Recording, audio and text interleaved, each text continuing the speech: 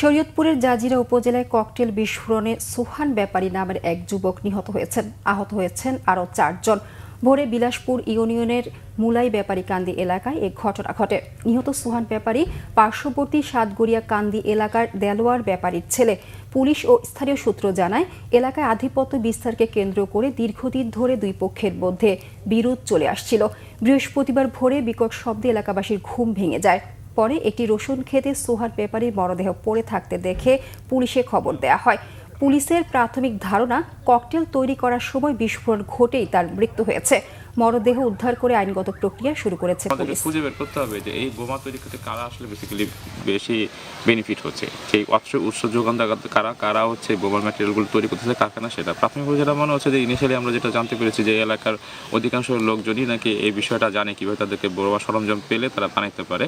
তো সরঞ্জামগুলোকেই আসলে আমাদেরকে আসলে আইডেন্টিফাই করতে হবে কোথা থেকে তারা উৎস করতেছে। আমরা যদি উৎসগুলোকে আইডেন্টিফাই করে ডিস্ট্রয় করতে পারি, আশা করি তাহলে এই জিনিসটা যে বিরোধটা আছে এই বিরোধটা আস্তে আস্তে কমে আসবে।